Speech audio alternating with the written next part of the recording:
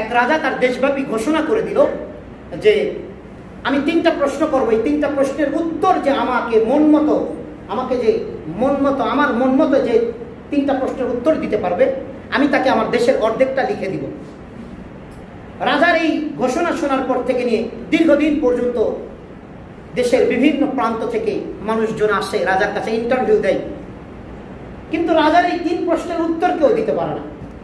অনেকে অনেকভাবে দেয়, কিন্তু রাজার মনোভূত হয় না। তো যাক, প্রতিটা বছরই ওই রাজা একটা সময় সাপেক্ষে, প্রতিটা বছর রাজা সময় সাপেক্ষে শিকারে বের হন। এটা আগেকার যুগের রাজাদের একটা হবি ছিল, শখ ছিল।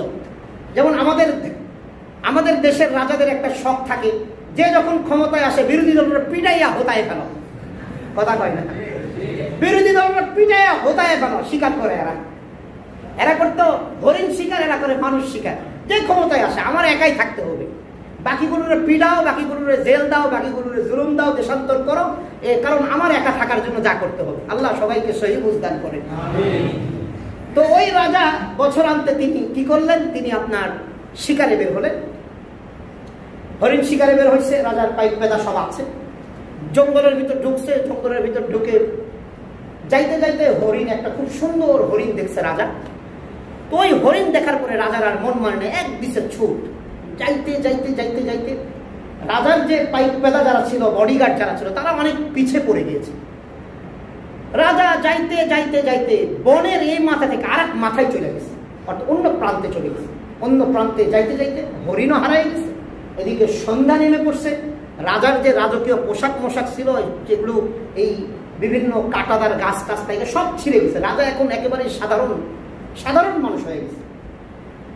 রাজা পিছনে তাকিয়ে দেখে তার কোনো পাইপ পেদাও নাই, কেউই নাই, কে কোথায় গেছে আল্লাহ পাক ভালো জানে। শেষ পর্যন্ত রাজা ঘোড়া টোড়া সব রাইকা অবশিষ্ট যে শরীরে যা ছিল এগুলো মোটামুটি ফেলে দিয়ে রাজা চিন্তা করে রাত্রি যাপনটা করতে হবে আমাকে, আমি জানি না যে আমি কোথায় আসছি এখন আমার দেশে।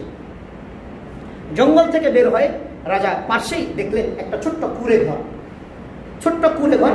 তো রাজা ওই কুঁড়ে ঘরে গিয়ে, রাত হয়ে গেছে, কুঁড়ে ঘরে দরজা নক করছে। তো দেখলেন একজন বয়োবৃদ্ধ লোক দরজা খুলে দিলেন। কে বাবা? তো রাজা বললেন আমি একজন মুসাফির, আমি বিপদগ্রস্ত, যদি আপনি মেহরবানি করে আমাকে রাত্রিটা যাপন করতে দেন আপনার কাছে, আমার জন্য উপকার হবে। তো বৃদ্ধ বললেন পয়সা, আপনি আসুন, আমি অসুবিধা নেই, আমি একা আছি ঘরে, আমার সাথে থাকবেন। তো বৃদ্ধ রাজাকে ঘরে নিচে নেওয়ার পরে তার যতটুকু খাবার ছিল এই খাবার দাবার দিছে, দেওয়ার পরে উভয়ে শুইছে। শোয়ার পরে বিভিন্ন কথায় তো রাজা বুঝলেন যে এই যে বৃদ্ধের আজকে যিনি মেজবান, যে বৃদ্ধের ঘরে আশ্রয় নিয়েছেন রাজা, তাকে কিছু কথা আলাপ করতে রাজা বুঝলেন যে লোকটা মহাজ্ঞানী, খুব পণ্ডিত, খুব জ্ঞানী মানুষ। তো রাজা কথায় তিনি বললেন যে সম্মানিত মুরব্বী, আমার মেজবান, আমার 3টা প্রশ্ন ছিল, আমি জীবনে এই 3টা প্রশ্নের উত্তর বিভিন্ন মানুষের কাছে খুঁজেছি, কিন্তু আমি এই প্রশ্নের সঠিক কোনো আমার মনোপুত হয় এরকম কোনো উত্তর পাইনি। তো ওই মুরব্বী বলছেন, মেজবান বলছেন, হ্যাঁ অবশ্যই আপনি নির্দ্বিধায় করুন, যদি আমি সম্ভব হয় দিব। তো রাজা বললেন যে আমার 1 নম্বর প্রশ্ন হচ্ছে সবচেয়ে কোন কাজ দামি? এই 3টা প্রশ্ন মনে রাখেন। 1 নম্বর প্রশ্ন, সবচেয়ে কোন কাজ দামি? তো রাজার এই প্রশ্নের উত্তরে ওই মুরব্বী মেজবান বললেন যে সবচেয়ে দামি কাজ যেটি হাতে আছে, হাতের কাজটি সবচেয়ে দামি। আল্লাহু আকবার বলেন। কোন কাজ দামি? হাতের কাজ। উর্দুতে একটা প্রবাদ আছে, আজ কা কাম কাল পর মত দাম, আজকের কাজ কালকে করো না। আর সময়ের কাজ সময় করা, এটা ইসলাম সবচেয়ে গুরুত্ব দিয়েছে। এই আসরের নামাজ জোহরের সময় পড়া যায়, জোহরের নামাজ আসরের সময় পড়া জায়েজ না হারাম? আসতে বলে ইন্নাস সালাতা কানাত আলাল মুমিনিনা কিতাবাম মাওকুতা। নামাজের ক্ষেত্রে জাস্ট টাইম, নো কমপ্লেইন, সময়ের কাজ সময় করতে ইসলাম সবচেয়ে গুরুত্ব দিয়েছে। রমজান মাসের ফরজ রোজা এখন রাখতে চাইলে হইব? আল্লাহ গো, এই জুন জুলাইয়ের মেয়ের রোজা আল্লাহ বহুত কঠিন, আমি ডিসেম্বরে আল্লাহ একবারে 30টার জায়গায় 60টা রাখা দেবো, আল্লাহ কি মনে হয় হইব নি? হ্যাঁ, সময়ের রোজা সময় করতে ইসলাম হাতের কাজটাকে, সময়ের কাজটাকে সবচেয়ে বেশি গুরুত্ব দিয়েছেন। তো ওই মেজবান মুরব্বী বলছেন যে যেটা আপনার হাতে আছে যে কাজ, সেই কাজ সবচেয়ে দামি। তো রাজার উত্তরটা শুনে ভালো লেগেছে। তো দ্বিতীয় নম্বর প্রশ্ন হচ্ছে যে সবচেয়ে দামি সময় কোনটি, সবচেয়ে দামি মুহূর্ত আপনার জীবনে কোনটি? তো ওই মুরব্বী বললেন কি এখনের সময় এই মুহূর্তটি আমার জীবনে সবচেয়ে দামি। কি বলেন কি? কয় হ্যাঁ, আমি যে মুহূর্তগুলো চলে গেছে ওগুলো তো হয়তো আমার দুঃখ কষ্ট ছিল, ওগুলো তো আর ফিরে পাবো না, ভবিষ্যৎ আমার অন্ধকার, আমি জানি না, কিন্তু এই মুহূর্তটি আমি একটু এনজয় করি, একটু আনন্দ করি, একটু আমল করি, যেটাই করি এই মুহূর্তটাকে নিয়েই আমাকে মেতে থাকতে হবে। এবং জ্ঞানীরা এটাই করে, এই মুহূর্তটাকে নিয়ে মেতে থাকে, এই মুহূর্তটাকেই জ্ঞানীরা উপভোগ করার চেষ্টা করে, এই মুহূর্তটাকেই জ্ঞানীরা জীবনের প্রাণোচ্ছলটাকে উপভোগ করার চেষ্টা করে।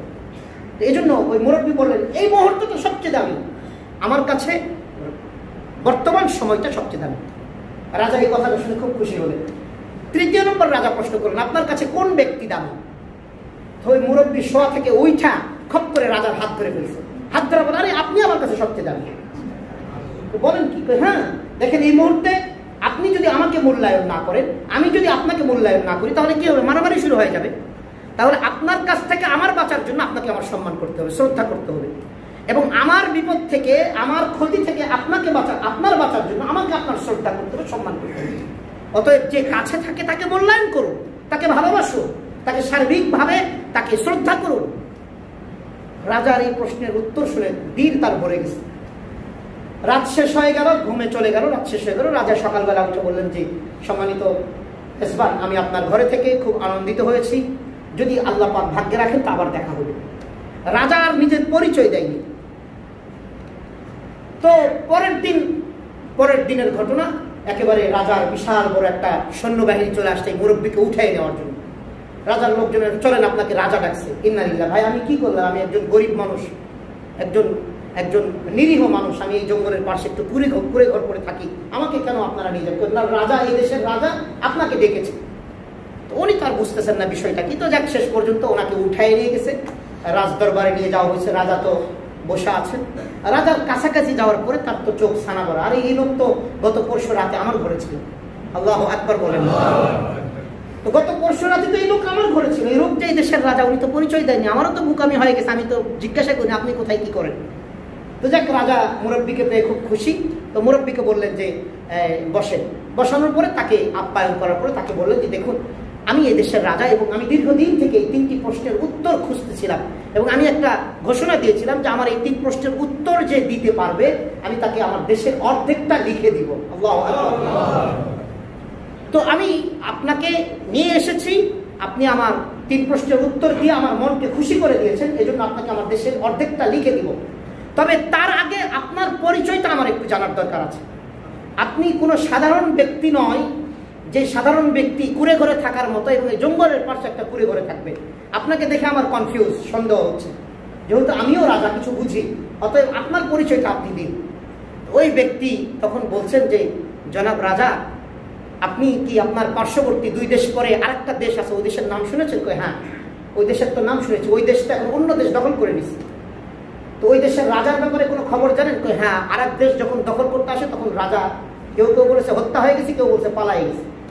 তো ওই মুরব্বী বললেন যে অমুক দেশের আমি হতভাগ্য রাজা, অমুক দেশের আমি রাজা ছিলাম। তো আমার জিন্দগিতে আমি আমার বাপ দাদার পৈতৃক সম্পদ হিসাবে আমি রাজার ছেলে রাজা হয়েছি। এজন্য আমার জীবনে এই 3টা বিষয়কে আমি কখনো গুরুত্ব দেইনি। হাতের কাজ কখনো সময় মতো করি নাই, বিভিন্ন ফাইল জমা হয়েছে আমি সাইন দেই নাই, আজকের কাম কালকে দিব, পরশু দিব, দেই না, মানুষ বিরক্ত হয়ে গেছে। সময়কে কখনো আমি মূল্যায়ন করি নাই, সময় মতো কোনো কাজ আমি করি নাই, হাতের কাজকে মূল্যায়ন করি নাই, সময়কে গুরুত্ব দেই নাই।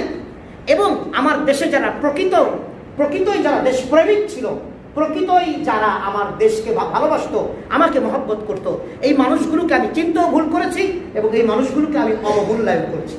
যার কারণে যখন বহির্বিশ্বের অন্য দেশের লোকজন আমার দেশে যখন হানা দিছে, তখন আমার দেশের আমার কাছের মানুষগুলোকে অবমূল্যায়নের কারণে তারা আমার কাছ থেকে ছুটে চলে গিয়েছে, তাদেরকে ওয়েলকাম জানিয়ে আমার দেশে ঢুকে দেশ তাদেরকে দিয়ে দিয়েছে, আমি পলায় চলে আসছি।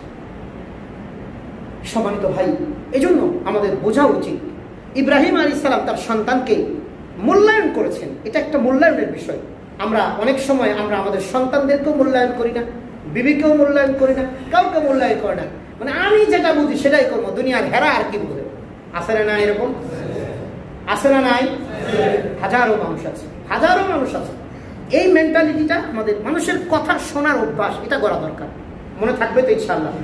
একজন রাখাল, একজন নিম্ন শ্রেণীর মানুষও যদি রাসূলুল্লাহ সাল্লাল্লাহু আলাইহি ওয়াসাল্লামের কাছে আসতেন, তিনি তার দিকে ফিরে যেতেন, তাকে গুরুত্ব দিতেন, প্রচন্ড গুরুত্ব দিতেন। রাসূল কোনোদিন, হাদিসে এসেছে, রাসূল কোনোদিন কারো দিকে না তাকিয়ে কথা শুনেছে। এরকম এই কি বলবো বলো, এই জায়গা থেকে কথা বলতেছে, আরেক দিকে ফিরে আসে না অনেক মানুষ, এই কি কবি কম, এটা সুন্নাতের খেলা। রাসূল যদি কেউ পিছন থেকে ডেকেছেন, সঙ্গে সঙ্গে ফুল ফিরেছেন, ফিরে তার দিকে তাকিয়েছেন, তাকে প্রচন্ড রকমের গুরুত্ব দিয়েছেন। হ্যাঁ ভাই বলুন, আপনি কি বলতে চাচ্ছেন, কি করতে চাচ্ছেন, কি হয়েছে, সব কথাগুলো সুন্দর করে সব শুনে তারপরে সেটা অ্যান্সার দিয়েছে। কিন্তু ভাই আমাদের ভিতরে এই স্বভাবটা নাই, মানুষকে গুরুত্ব দেওয়া। তো আসুন, ইব্রাহিম আলাইহিস সালাম আমাদের পিতার থেকে আমরা এটা শিক্ষা পেলাম যে তার সন্তান ছোট, তারপরেও তাকে গুরুত্ব দিতে গিয়ে, তাকে মূল্যায়ন করতে গিয়ে তার সাথে পরামর্শ করেছেন কিভাবে কি করা যায়। তো সন্তানও সুন্দর একটা পরামর্শ দিয়েছেন।